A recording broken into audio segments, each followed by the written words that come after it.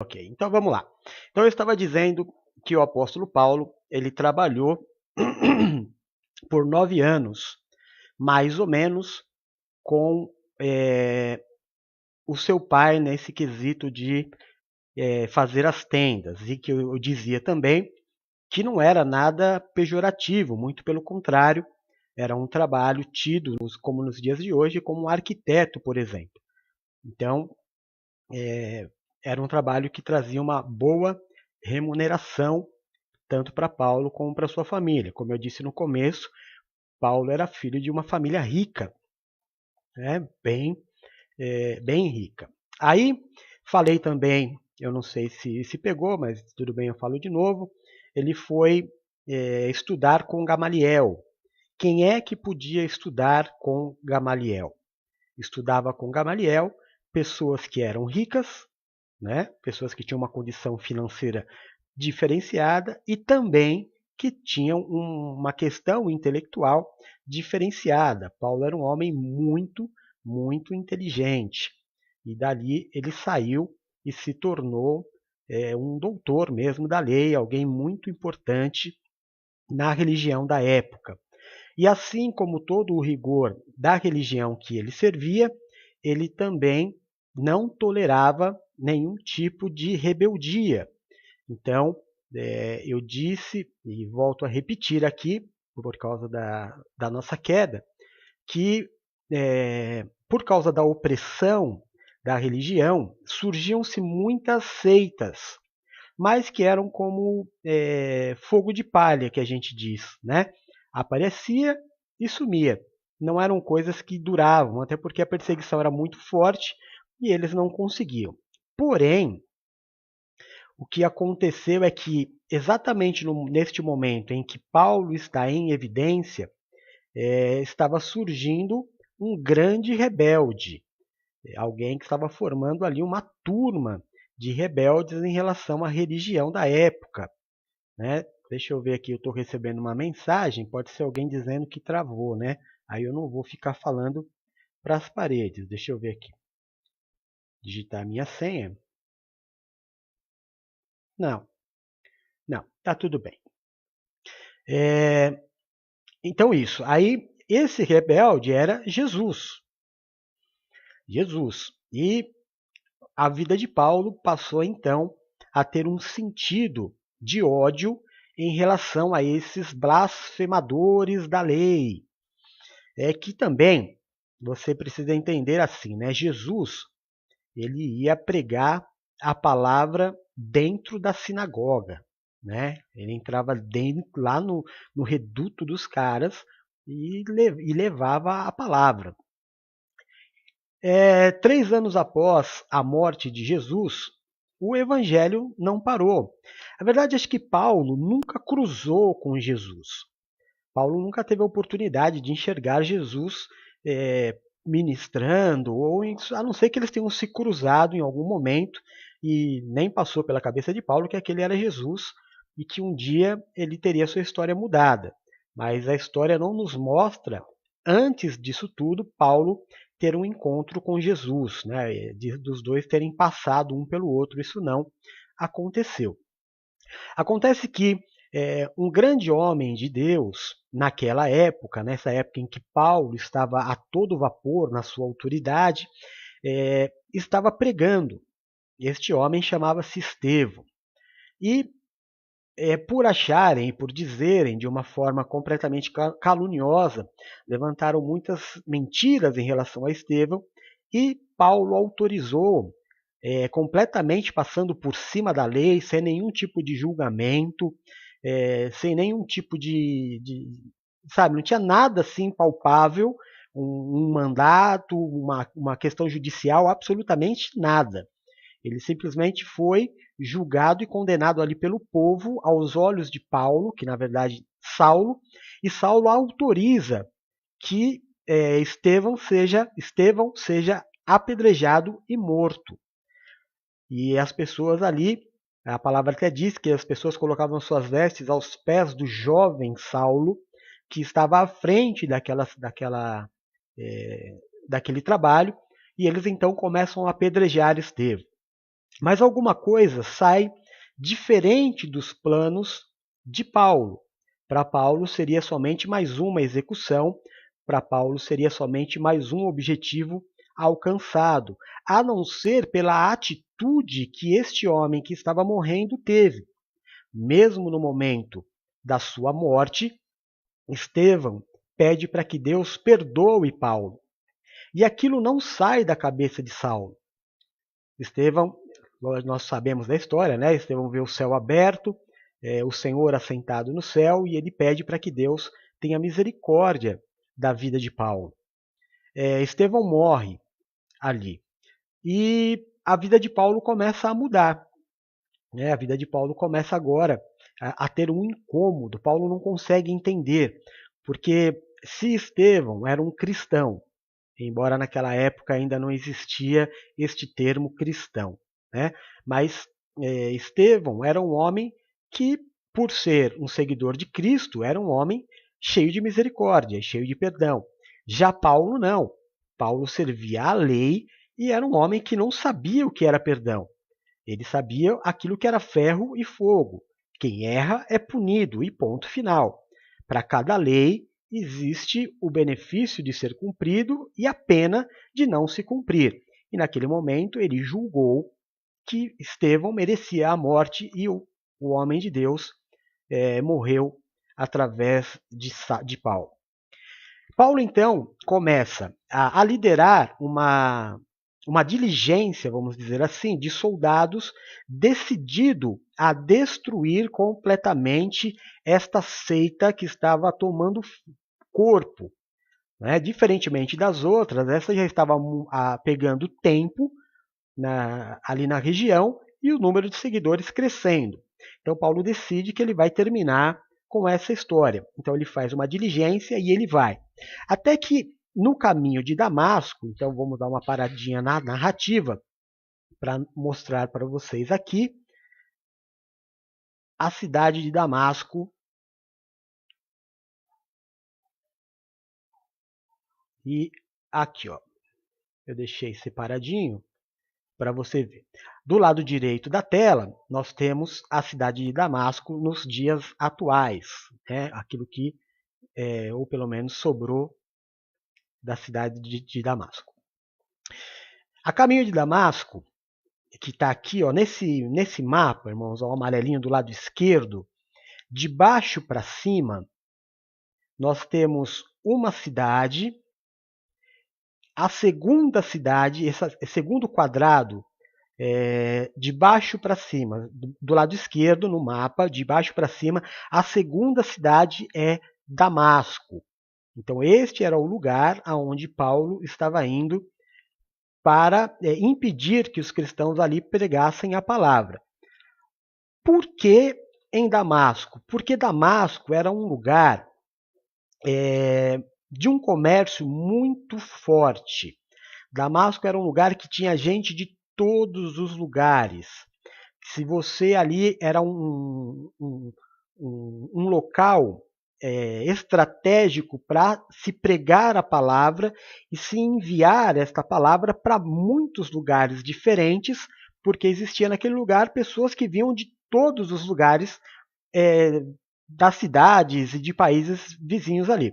Então, claro que para Paulo, a cidade de Damasco ela era estratégica. Então, enquanto eu falo, deixa eu voltar aqui para vocês terem a noção.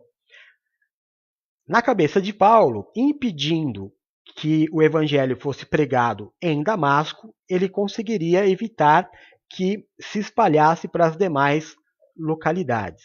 Vocês estão me ouvindo? Estão aí? Estão quietinhos? Eu fico sempre com medo, né? Porque pode cair.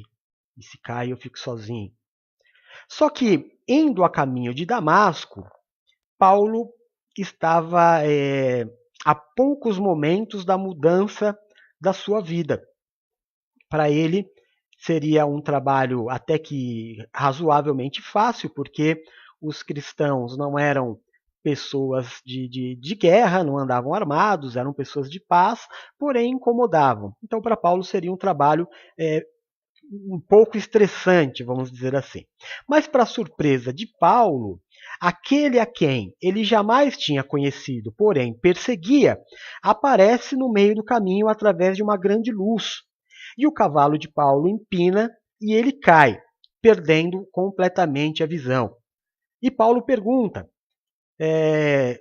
quem és tu? Aliás, o Senhor diz para ele: Paulo, Saulo, Saulo, por que me persegues? E o apóstolo Paulo diz: Senhor, quem és tu? Ele diz: eu sou Jesus, a quem tu persegues. Então, tudo isso aconteceu aqui no caminho da cidade de Damasco, onde nós estamos vendo no gráfico. Amém? Está dando para entender, eu acho, né? Ótimo. A partir dali, a vida de Paulo muda. Por quê? Até poucos segundos atrás, ele era um homem inteligente, rico, poderoso e senhor de um exército. Agora, a partir deste momento, ele é abandonado, né? Quem estava com ele na diligência vai embora, ele fica sozinho, humilhado, desprotegido e completamente fragilizado. E o Senhor então diz para ele o que ele precisa fazer. E começa ali um processo de humilhação na vida de Paulo. Deus visita uns dos seus servos através de um sonho, diz para ele ir até Saulo. É obviamente que este homem que recebe essa direção de Deus fica temeroso, porque todos os cristãos já estavam preparados para a chegada de Paulo, sabia quem ele era, todos estavam muito raivosos, embora nós sejamos pessoas de bem, Estevão foi assassinado por Paulo. Então ninguém tinha sangue de barata. Havia um misto de medo e um misto de raiva por assassinato de Estevão, que era um líder, que era um cara amado para todos os cristãos. Mas ainda assim, óbvio, né? Debaixo de submissão do próprio Senhor Jesus, Ananias obedece o Senhor e traz Paulo novamente a enxergar, porque Paulo tinha ficado cego. A partir daí, o que acontece? Erroneamente, nós pensamos que, beleza, Paulo voltou a enxergar, foi batizado e saiu pregando o evangelho. Não, não. Vamos dar uma olhada aqui, ó. Eu peguei um texto, vamos dar uma olhada aí, né? O que acontece é que, quando Paulo recobre a visão, ele não tem o início do ministério aí, né? Ele, na verdade, ele vai até a sinagoga. Quando ele se recupera, ele vai até a sinagoga. E ele, perdão, irmão, esquece. Paulo se retira. Paulo vai até a Arábia. E lá ele fica por 3 anos. 3 anos. Buscando entender aquilo que havia acontecido com ele. Algumas pessoas dizem, e é o mais provável, Paulo tenha ido para o Monte Sinai. É o mesmo monte onde Moisés estava, na esperança de que Deus falasse com ele ali. E segundo o próprio apóstolo Paulo, o próprio Senhor Jesus ficou com ele 3 anos, o mesmo tempo que ele passou com os demais discípulos e apóstolos, formando-os, caminhando com ele. Jesus então ensinou a Paulo tudo aquilo que ele precisava fazer no seu ministério. Paulo então retorna, mais ou menos 3 anos depois, não é? E ele vai para a sinagoga pregar. E quando ele chega na sinagoga, o apóstolo Paulo ele prega Jesus. Ele entra naquele lugar onde ele era senhor, em Damasco, né, onde tudo tinha acontecido. Ele era um cara super conhecido, super respeitado, e ele começa a falar de Jesus. E o que acontece? Acontece que todo mundo que o admirava passa a odiá-lo. E no mesmo instante, assim como Estevão foi decretado morte, sem nenhum tipo de julgamento, aqueles judeus que estavam ali dentro da sinagoga querem matar Paulo. E aqueles que eram aliados de Paulo agora querem matá-lo. E ele precisa fugir da cidade. Os cristãos de Damasco, vendo o que estava acontecendo com Paulo, ajudam ele a sair pelos muros da cidade, porque, obviamente, conheciam muito mais a cidade, os lugares, como é que eu vou te falar assim, tipo o bairro que você mora, você conhece, né? As ruas, os atalhos, e eles conseguiram tirar Paulo dali. Paulo, então, vai até os cristãos. E quando ele chega nos cristãos, ele também não é muito bem recebido. Ele é levado até uma comunidade onde estão ali os cristãos. Ele não é nada bem recebido. Porque faz tudo muito pouco tempo, as pessoas ainda estavam com raiva e medo de Paulo. Ele não é bem recebido. O que acontece? Paulo fica perdido, fica sem saber o que fazer. Ele já não tem mais o apoio dos judeus, ele não pode mais frequentar a sinagoga. A ideia de Paulo inicial era pregar para os judeus, para aqueles que ele servia antigamente. Mas ele foi rejeitado. Agora ele vai para junto dos cristãos e os cristãos também o rejeitam. Mas no meio desses cristãos existia um homem que estava ali e também na sinagoga quando Paulo pregou com muita autoridade o nome de Jesus. E este homem era Barnabé. Mas Paulo foge, mais uma vez. Fugiu da sinagoga, agora foge dos cristãos e volta para Tarso. Aí então ele vai ficar mais um tempo, bastante tempo, mais ou menos uns 9 anos em Tarso, para que depois ele retorne. Então perceba quão demorado foi o processo do ministério do apóstolo Paulo engrenar. E muitas vezes você tem, quando o apóstolo Jeff e eu, né, nesse caso, digo para você assim, não dá para ser pastor se você não tiver uma história de ministério. Então o camarada, quando ele diz assim, eu tenho 15 anos de igreja, mas qual igreja? Se nesses 15 anos você estava em 3, 4 igrejas diferentes, não vale. Você precisa de um tempo de prova, de formação. 10, 15 anos é o tempo ideal para que você adquira maturidade, sabedoria e entenda mais da conversão. Foi o que aconteceu com Paulo, que na verdade era Saulo, né? Saulo, que na verdade o nome é Saul, que na verdade também é o nome do primeiro rei de Israel, com uma variação aí de Saul para Saulo. Não é?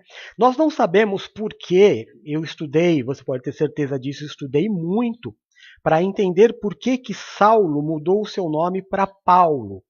Existem muitas e muitas teorias. Uma delas é que o nome Saulo, em grego, ele é uma conotação desprestigiosa, é um nome feio. Então, teria mudado para Paulo. No Oriente Médio, existe um costume de que quando a pessoa muda a sua forma de viver, ela também muda o seu nome. Outra teoria é que assim como Silas, lembra que nós fizemos um estudo sobre Silas, que Silas tinha 2 nomes, era Silas, Silvano. É que Paulo também tinha esses 2 nomes, tanto Paulo como Saulo. Não houve uma mudança de nome por causa do Evangelho. Ninguém sabe exatamente por qual motivo Saulo passou a ser chamado de Paulo. E quando nós falamos Saulo de Tarso e Paulo de Tarso, não é o sobrenome. Nesta época, aliás, na Bíblia, sempre que nós falarmos o primeiro nome, o segundo nome é uma conotação de onde ele vem. Amém? Então, Simão Cirineu, lembra que ajudou Jesus a carregar a cruz? Simão é o seu nome, Cirineu, porque via de Cirene. Amém? Então, nós não sabemos exatamente por que Saulo passou a ser chamado de Paulo. Qualquer uma dessas teorias, existem outras, cabe. né? A gente vê, por exemplo, no islamismo, assim que a pessoa se converte ao islamismo, o nome dela é mudado.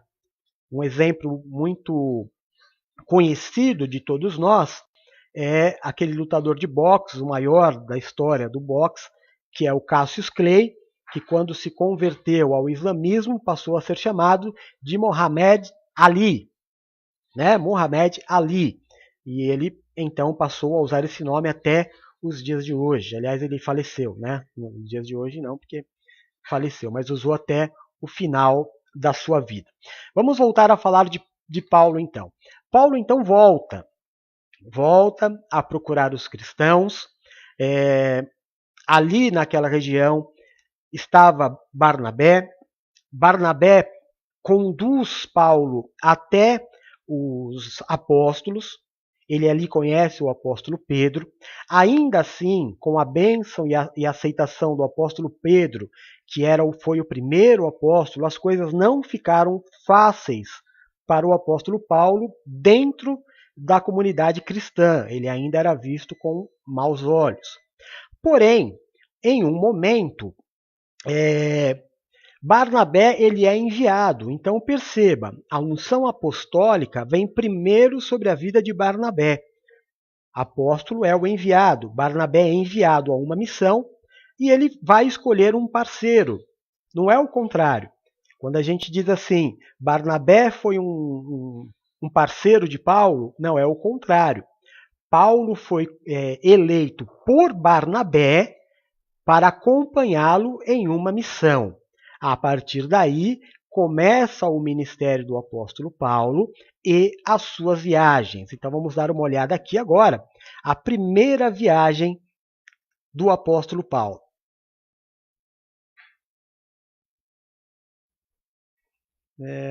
Não é essa não, peraí. Perdão, aqui está. A primeira viagem do apóstolo Paulo. Quando eu falei para vocês, irmãos, Deixa eu só voltar um pouquinho aqui para te falar uma coisa.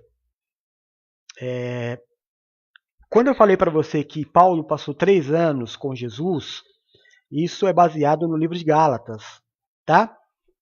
O livro de Gálatas é o livro onde Paulo diz todas estas coisas. A gente vai falar disso, acho que no decorrer ainda, então pode ficar tranquilo. Vamos voltar para o mapa aqui, para nós entendermos essa primeira viagem do apóstolo Paulo. Outra curiosidade, antes de falar da viagem também, é que a gente entende assim, André, que era irmão de Pedro,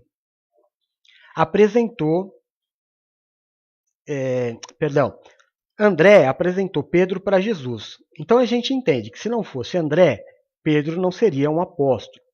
A gente pode entender a mesma coisa em relação a Paulo.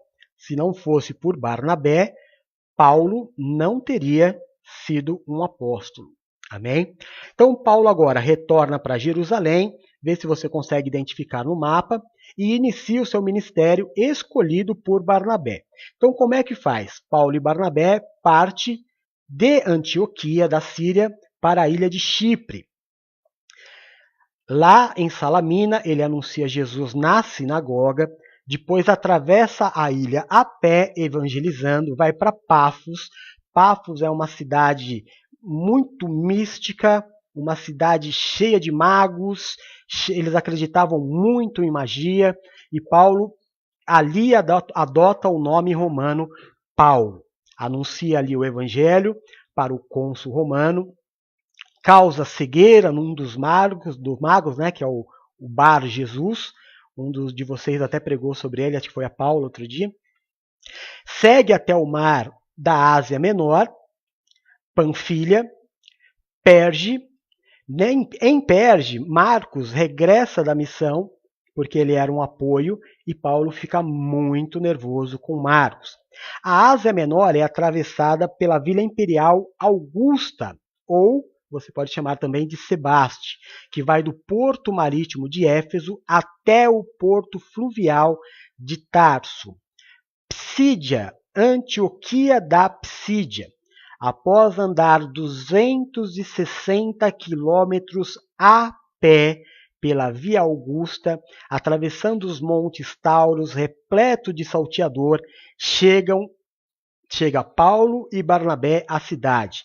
Ali eles evangelizam na sinagoga, são perseguidos pelos judeus e se volta para os gentios. Em Icônico, continuam a viagem pela Vila Augusta, mais 140 quilômetros, evangelizam também na sinagoga dali e é novamente perseguido pelos judeus. A população tenta linchá-lo e ele foge para Listra. Listra são mais 40 quilômetros da Via Augusta. Ali ele cura um paralítico, não consegue se comunicar com as pessoas dali, porque eles falavam um dialeto que ele não conhecia. O povo também não entende o que ele fala, porque ele falava o grego, e as pessoas ali não sabiam esse idioma. Ele é venerado como deus Mercúrio. Isso é uma passagem muito... Deixa eu tirar aqui um pouquinho, para falar para vocês dessa passagem, porque é uma loucura. Ali, eles pregam no meio de todos os deuses que eles tinham. E eles fazem tantas coisas lindas que eles passam a adorá-los como deuses. Então começam a trazer ofertas, presentes, carregá-los, e Paulo fica bravo com isso. Mas para eles, vocês estão fazendo, nós somos gente como vocês, nós não somos deuses. A partir deste momento, o povo se revolta. Mas assim, dá água para o vinho. E aqueles que estavam idolatrando como deuses, agora querem matá-los. E mais uma vez, Paulo passa por uma situação muito complicada. Vamos voltar aqui porque a gente não pode fugir da viagem, né? Onde eu estava? Então chega lá em Icônico, eles convencem a população a apedrejá-lo. É arrastado para fora da cidade e eles, na verdade, eu vou voltar aqui. Existem duas interpretações. Uma que eles morreram realmente, exatamente como Estevão, apedrejados por aquele povo e ressuscitaram, e outros que dizem que eles simplesmente desmaiaram, ficaram ali, o povo pensou que eles morreram, foram embora e eles acordaram e saíram. De qualquer forma, eles ficaram muito desfalecidos e machucados pelo povo desta cidade. Amém? Voltando aqui. Aí eles são arrastados, jogados fora da cidade, como defuntos mesmo, né? Como só corpo. Aí eles voltam a entrar na cidade no dia seguinte. Em Derbe, eles evangelizam e ali é uma evangelização mais tranquila, não houve perseguição. Aí eles regressam da primeira viagem. Paulo e Barnabé voltam por todas as cidades evangelizadas, ordenando senhores nas comunidades. Tomam um navio no porto de Átila e regressam a Antioquia da Síria, onde relatam a missão para toda a comunidade cristã. Aí tem um concílio de Jerusalém, onde Paulo conversa com os apóstolos em relação ao chamado dele, faz eles entenderem. Os judaístas, os judaizantes de Jerusalém, vão a Antioquia da Síria e defendem a circuncisão dos gentios. A comunidade envia Paulo e Barnabé a resolverem a questão com os apóstolos. Lá em Jerusalém, narram tudo o que eles fizeram nesta viagem. Os apóstolos, então, concordam que os pagãos não precisam aceitar a religião e muito menos se circuncidar. Eles são reenviados a Antioquia, na Síria, acompanhado por Silas, trazendo uma carta para a comunidade. Você imagina que aqui, só de ler e ver, né, eles fazerem o trajeto e voltarem, né, passa assim, as pessoas quiseram matá-los, eles foram embora, fugiram. Agora volta pelo mesmo lugar, né? Então eu quero que você vá entendendo aí. E uma coisa que eu quero que você pense é que era evidente que eles corriam risco de vida. Porém, a despeito deste problema e deste perigo, e completamente diferente dos superapóstolos dos dias atuais, eles não tinham seguranças, não. Né? Eles estavam dispostos a morrer pelo Evangelho. Então, pensa nisso. Vamos à segunda viagem de Paulo. Tira a primeira, põe a segunda. A segunda viagem... Fui certo? Não. Continua mesmo. Vamos lá. Segunda viagem. Paulo decide visitar as comunidades fundadas na primeira viagem. Então, quando a gente fala comunidade, são as igrejas, né?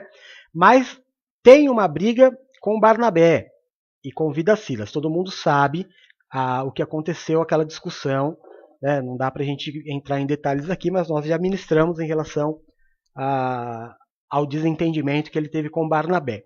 Eles então, agora, com Silas ou Silvano, como você preferir, visitam as regiões da Síria e da Cilícia e voltam às comunidades de Derbe e Listra. Em Icônico, eles então encontram ali Timóteo. Passam por Antioquia da Psídia e por Troade. Atravessam o Mar Egeu e entram na Europa. O norte da Macedônia é cortado pela via Ignátia, que vem de Roma e acaba no Mar Negro. Após ali, tem a cidade de Filipos, que já é Europa, né? Filipos funda uma comunidade em casa de Lídia, que foi a primeira família cristã da história da Europa. Fazendo esse estudo que eu fiz, tem mais ou menos um mês, que eu estou estudando em relação ao ministério do apóstolo Paulo, eu descobri algo muito interessante que eu não sabia. O apóstolo Paulo ele tinha uma apreciação diferenciada das mulheres em relação à sua pregação e o seu ministério.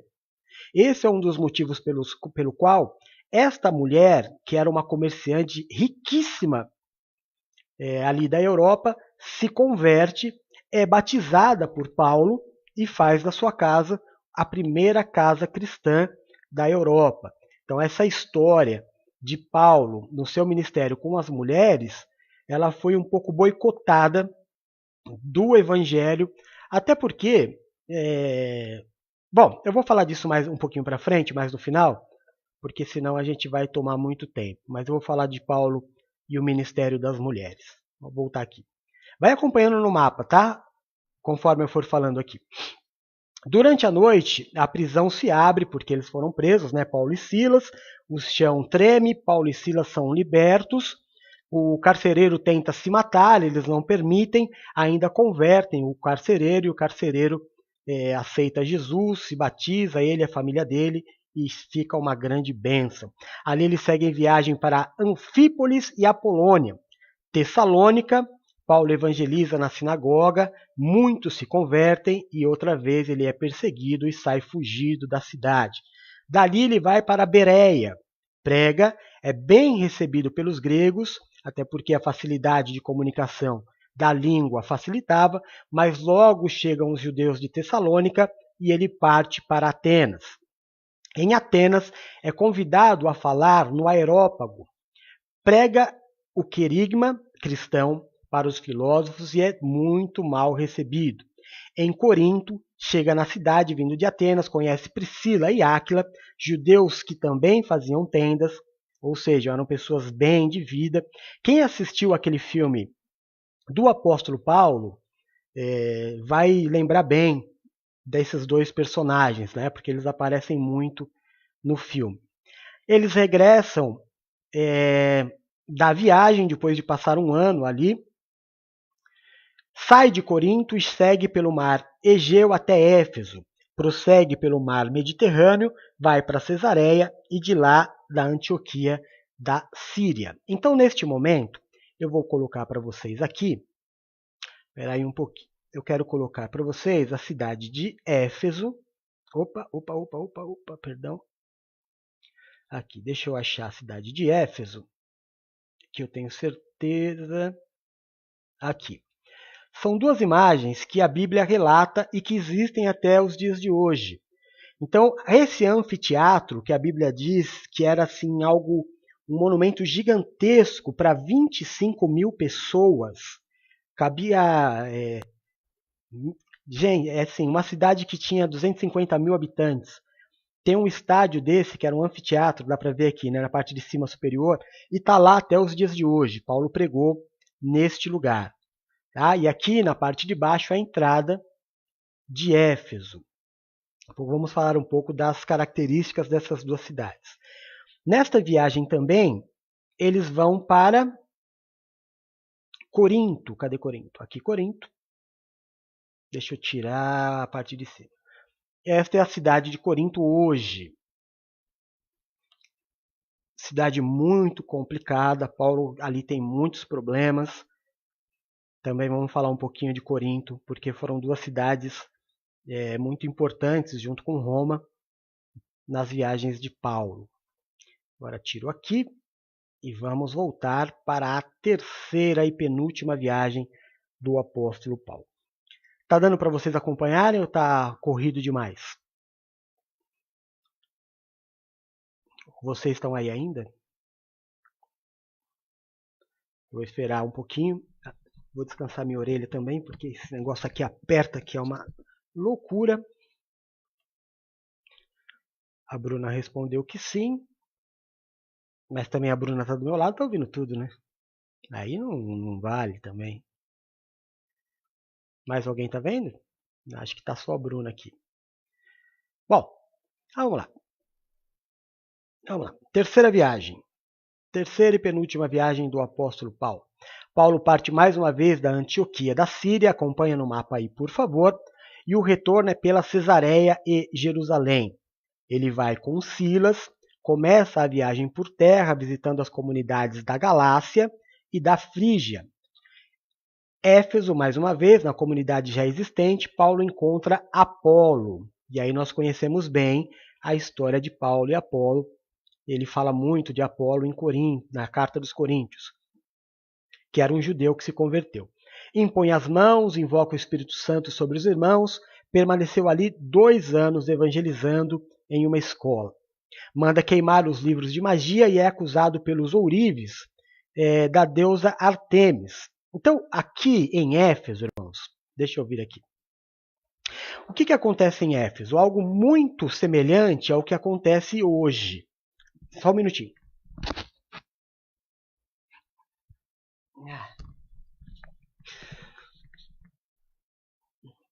Quando Paulo chega ali, Paulo começa a pregar e as pessoas começam a se converter.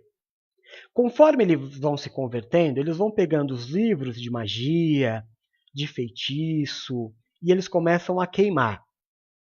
A cidade começa a se converter.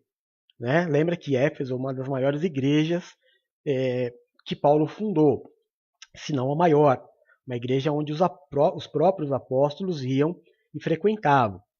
Neste lugar existia essa deusa, e existia um templo.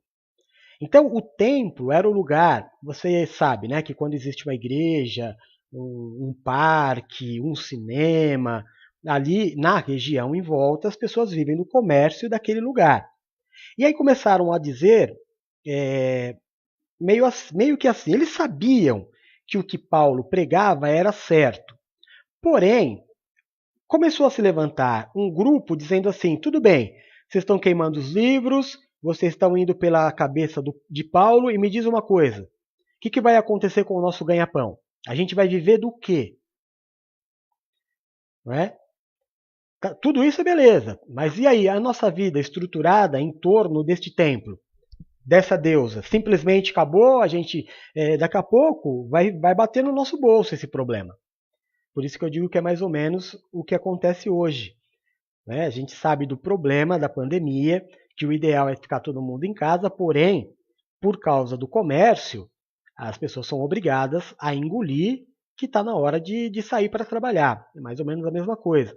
Então ali começou um trabalho contra Paulo por causa disso. Vou voltar aqui. Onde eu estava?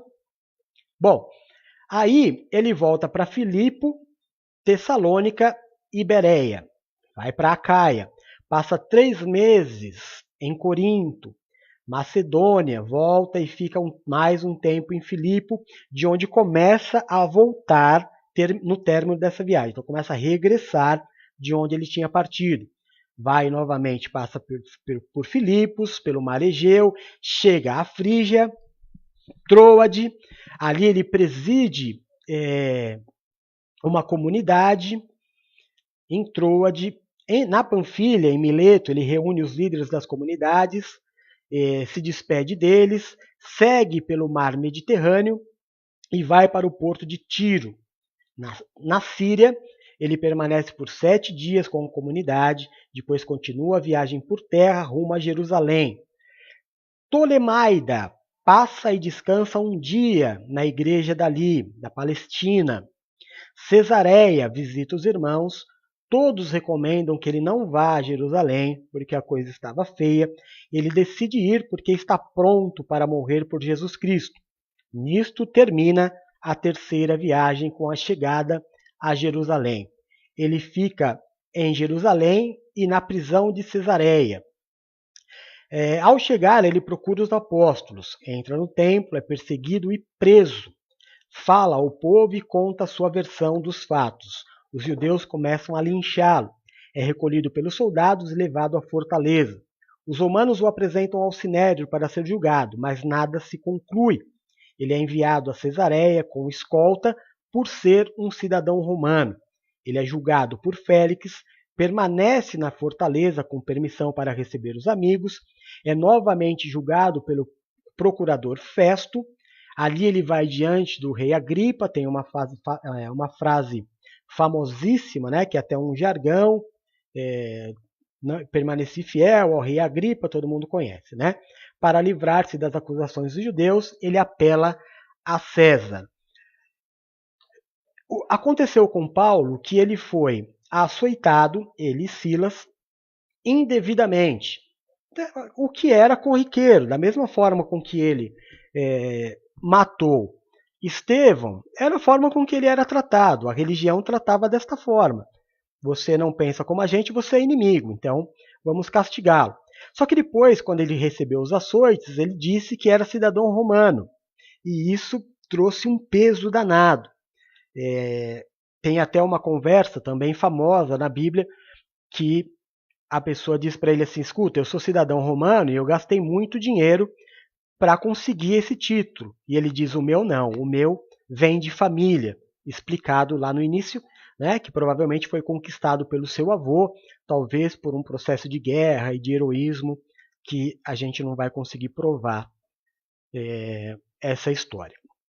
Aí, finalizada a terceira viagem de Paulo, Paulo agora vai partir para sua última e derradeira viagem, que é a viagem aonde ele vai ser morto. Então vamos aqui olhar a última viagem do apóstolo Paulo. Este era o motivo pelo qual as pessoas que agora já estavam amando a Paulo, né, dizem para ele não ir porque ele vai morrer. Mas Paulo tinha como objetivo a cidade de Roma. O grande objetivo de Paulo sempre foi a cidade de Roma. A gente sabe que a carta magma, a carta mais importante do apóstolo Paulo, é a carta aos Romanos. A gente sabe disso, né? A carta de Paulo aos Romanos, ela tem tudo o que a gente precisa saber em relação ao Evangelho. Tudo que tem nas outras cartas, ela está um pouco ali na carta enviada aos Romanos. Mas vamos entender o que aconteceu nesta viagem. Ele é preso, né? Embarca por mar e o navio pela costa da Palestina. Ao aportar no posto de Sidom, tem permissão para visitar ali a comunidade. Volta ao navio e a viagem segue rumo a Chipre. Lá embarca no navio alexandrino e vai para a Itália. Passa pela ilha de Creta, vai acompanhando aí pelo mapa. Segue para a Itália e o navio naufraga na tempestade perto da ilha de Malta. E você conhece bem a história também. Passa o inverno em Malta. Na primavera embarca no navio Dioscoro. Chega perto de Puzzoli, cidade hóstia na Itália, e vai a pé para Roma. Aluga uma casa onde habita e recebe judeus e gentios, até que fosse julgado e condenado e receber o martírio entre os anos 64 e 68. Quando Paulo chega em Roma, há um encontro ali, porque o apóstolo Pedro já estava em Roma. E quando ele chega, eles se encontram e começam a fazer o trabalho final. Neste momento, Nero, que estava passando, a cidade estava passando por uma crise gigantesca, e ele pensando numa forma de reiniciar tudo, recomeçar, ele tem o plano de botar fogo em Roma. Ele coloca fogo ali no lugar. A história diz que Roma queimou por 7 dias e 7 noites, e durante esses 7 dias ele precisava de um bode expiatório. Ele então diz que quem colocou fogo em Roma foram os cristãos. A partir daí começa uma destruição, não é nem uma perseguição, é eu não sei nem que palavra usar, me fugiu, mas assim, os cristãos são condenados por tudo.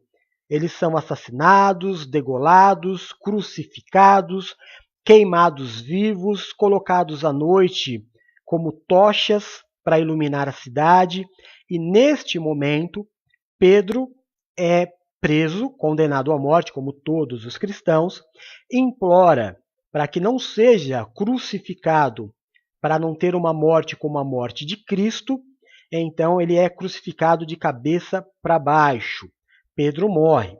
Depois, Paulo, ao fio da espada, também é assassinado, os dois martirizados, e ali na sequência, todos os apóstolos também foram assassinados. O único apóstolo que não morreu assassinado foi o apóstolo João, do livro de Apocalipse. Aqui mesmo no site, você pode procurar, na página do apóstolo, tem a forma com que cada um dos apóstolos morreu.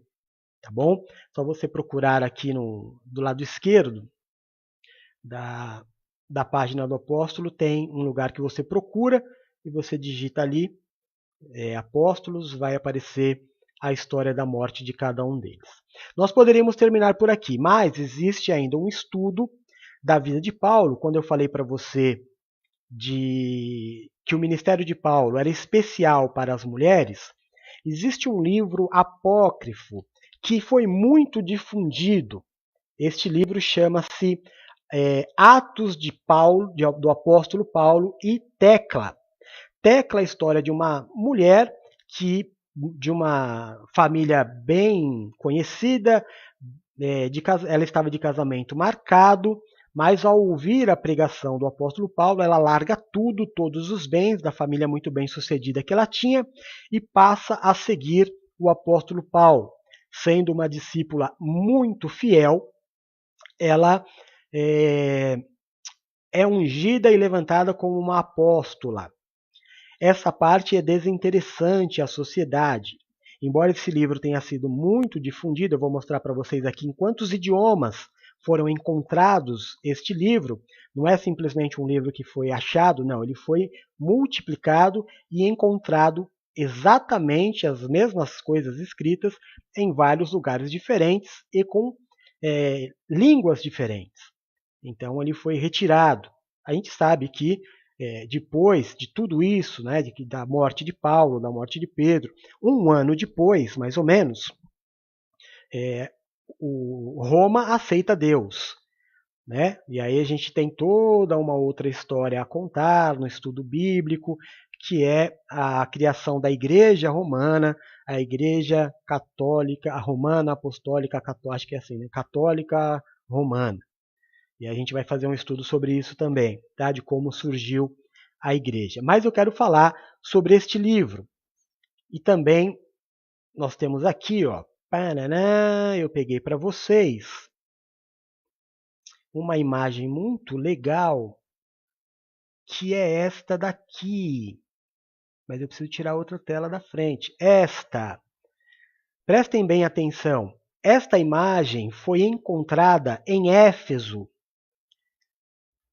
Uma pintura numa parede, como era de costume, né? Desde a antiguidade, é um costume as pessoas colocarem as gravuras na parede.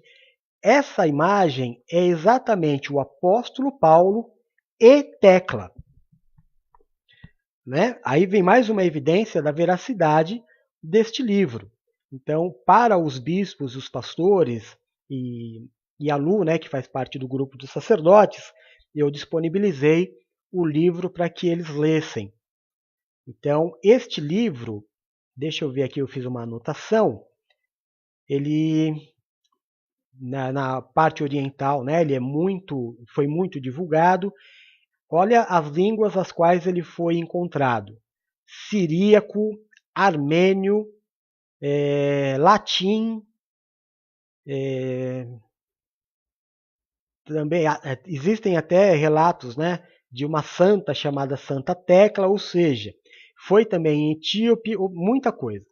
Foi encontrado muitas evidências de que este livro é realmente real e que Tecla tenha sido verdadeiramente um personagem bíblico que não faz parte da nossa história, embora lá para esses países orientais seja uma história muito bem difundida.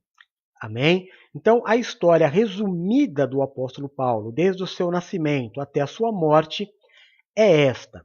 Agora, eu quero passar para vocês o áudio do livro de Coríntios, no capítulo 9. E eu quero que você, só que eu não coloquei, eu lembrei disso agora, eu não coloquei o texto, você vai ouvir só o áudio, mas é de fácil entendimento. Eu quero que você preste muita atenção no que o apóstolo Paulo vai dizer à igreja de Corinto sobre a vida dele. Preste muita atenção, por favor, porque se você tiver um entendimento, se você conseguir entender o que o apóstolo Paulo vai dizer, muitas coisas, muitas escamas dos teus olhos vão cair. E você vai entender uma gigantesca diferença entre o que está sendo pregado sobre igreja na televisão e sobre o que verdadeiramente é a igreja e a vida de um apóstolo. Então eu vou colocar aqui o áudio para que vocês possam ouvir. Me dá só um minutinho, por favor. Eu espero que não caia, né? Porque eu coloco o áudio aqui. Eu vou deixar, irmãos, a tela preta para que a gente não corra o risco de cair a live por causa da... Peraí, deixa eu encontrar aqui primeiro. Atos de Paulo, aqui achei. Para que a gente não corra o risco da live cair, tá? Então eu vou me retirar aqui.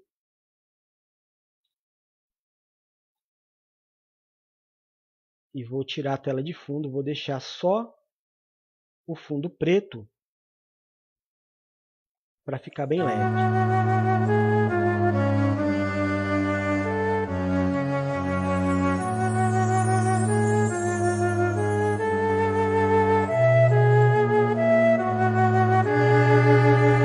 Primeira carta aos Coríntios, capítulo 9. Será que eu não sou um homem livre? Por acaso não sou um apóstolo? Será que eu não vi Jesus, o nosso Senhor? Por acaso vocês não são o resultado do trabalho que faço para o Senhor? Mesmo que outros não me aceitem como apóstolo, vocês me aceitam. Vocês mesmos, pelo fato de estarem unidos com o Senhor, são a prova de que sou um apóstolo. Quando as pessoas me criticam, eu me defendo, dizendo assim: será que eu não tenho o direito de receber comida e bebida pelo meu trabalho? Será que nas minhas viagens eu não tenho o direito de levar comigo uma esposa cristã, como fazem os outros apóstolos, os irmãos do Senhor Jesus e também Pedro? Ou será que Barnabé e eu somos os únicos que temos de trabalhar para nos sustentar? Quem já ouviu falar de algum soldado que pagou as suas próprias despesas no exército? Ou qual é o fazendeiro que não come das uvas da sua própria plantação? Ou qual é o pastor que não toma do leite do seu gado? Não pensem que eu me apoio somente nesses exemplos da vida diária, pois a lei diz a mesma coisa. Na lei de Moisés está escrito assim: não amarre a boca do boi quando ele estiver pisando o trigo. Por acaso Deus está interessado nos bois? Ou foi a nosso respeito que lhe disse isso? É claro que isso está escrito em nosso favor. Tanto a pessoa que planta como a que colhe fazem o seu trabalho na esperança de receber a sua parte da colheita. Se temos semeado entre vocês a semente espiritual, será demais se recebermos de vocês alguma recompensa material? Se outros têm o direito de esperar isso de vocês, será que nós não temos muito mais direito do que eles? No entanto, nós não temos usado esse direito. Pelo contrário, temos aguentado tudo para não atrapalhar o Evangelho de Cristo. Certamente vocês sabem que os que trabalham no templo, é do templo que recebem os seus alimentos. E sabem também que os que oferecem sacrifícios no altar recebem uma parte da carne dos animais que são sacrificados ali. Assim o Senhor mandou também que aqueles que anunciam o Evangelho vivam do trabalho de anunciar o Evangelho. Mas eu não tenho usado nenhum desses direitos. Nem estou escrevendo isso agora para exigir esses direitos para mim mesmo. Eu preferiria morrer a fazer isso. E ninguém vai me tirar o orgulho que eu tenho de agir assim. Eu não tenho direito de ficar orgulhoso por anunciar o Evangelho. Afinal de contas, fazer isso é minha obrigação. Ai de mim se não anunciar o Evangelho. Por isso, se eu faço o meu trabalho por minha própria vontade, então posso esperar algum pagamento. Porém, se faço como um dever, é porque é um trabalho que Deus me deu para fazer. Nesse caso, qual é o pagamento que recebo? É a satisfação de anunciar o Evangelho sem cobrar nada e sem exigir os direitos que tenho como pregador do Evangelho. Sou um homem livre. Não sou escravo de ninguém. Mas eu me fiz escravo de todos a fim de ganhar para Cristo o maior número possível de pessoas. Quando trabalho entre os judeus, vivo como judeu a fim de ganhá-los para Cristo. Não estou debaixo da lei de Moisés, mas quando trabalho entre os judeus, vivo como se estivesse debaixo dessa lei para ganhar os judeus para Cristo. Assim também, quando estou entre os não-judeus, vivo fora da lei de Moisés a fim de ganhar os não-judeus para Cristo. Isso não quer dizer que eu não obedeço à lei de Deus, pois estou, de fato, debaixo da lei de Cristo. Quando estou entre os fracos na fé, eu me torno fraco também, a fim de ganhá-los para Cristo. Assim, eu me torno tudo para todos, a fim de poder, de qualquer maneira possível, salvar alguns. Faço tudo isso por causa do Evangelho, a fim de tomar parte nas suas bênçãos. Vocês sabem que numa corrida, embora todos os corredores tomem parte, somente um ganha o prêmio. Portanto, corram de tal maneira que ganhem o prêmio. Todo atleta que está treinando aguenta exercícios duros porque quer receber uma coroa de folhas de louro, uma coroa que, aliás, não dura muito. Mas nós queremos receber uma coroa que dura para sempre. Por isso corro direto para a linha final. Também sou como um lutador de boxe que não perde nenhum golpe. Eu trato o meu corpo duramente e o obrigo a ser completamente controlado para que, depois de ter chamado outros para entrarem na luta, eu mesmo não venha a ser eliminado dela.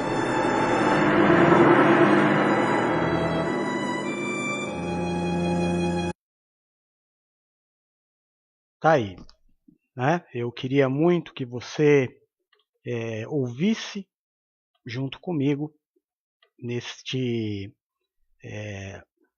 final de aula, para que você, o apóstolo Paulo, ele está abrindo o coração aqui. Eu não quero que você preste muita atenção no impacto. Eu quero que você olhe como se você fosse Paulo. Por que o apóstolo Paulo está dizendo isto para a igreja? Ele está abrindo a vida dele para a igreja, falando da humildade com a qual ele vive, de que ele é totalmente dependente da doação e da atuação dos fiéis em relação à vida dele, das viagens, de que tudo, embora ele tenha sido uma pessoa rica, agora ele não é mais. Agora ele depende, ele vive única e exclusivamente do Evangelho e usa muitos exemplos para dizer isto para o povo. Olhem para mim. Os donativos fazem com que eu permaneça vivo. Paulo não tinha nenhuma riqueza. Paulo caminhou desde a sua conversão até que ele entendeu. A gente hoje sabe que ele não caiu do cavalo e começou a pregar. Hoje a gente sabe bem mais coisas graças a essa aula sobre o Evangelho, sobre a vida de Paulo, mas que ele foi um cara que viveu pela fé. Não andou com segurança. Ele simplesmente foi fazer, era perseguido, quase morreu, ou morreu e voltou à vida porque não era chegada a sua hora. A verdade é que a vida de Paulo era isso. E ele, em toda a sinceridade do mundo, abre a sua vida, fala sobre a sua vida sentimental, de que ele não carrega uma esposa, de que ele não tem uma família, de que ele vive única e exclusivamente para o Evangelho, mas isto não é uma pregação de oferta, não é. Paulo está ensinando. Sabe por que não é uma pregação de oferta? Porque o apóstolo Paulo não estava lá. Paulo estava preso. Você está entendendo?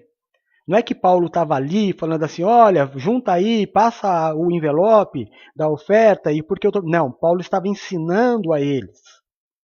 Paulo estava preso e ensinando que eles precisavam ser ativos para que Paulo continuasse a sua caminhada. Tem um certo momento que ele diz assim, será que eu vou ter que arrumar um emprego? O meu trabalho é pregar a palavra. Será que eu vou ter... Então, ouça mais uma vez, se for necessário, agora está aqui, está inteiro para você.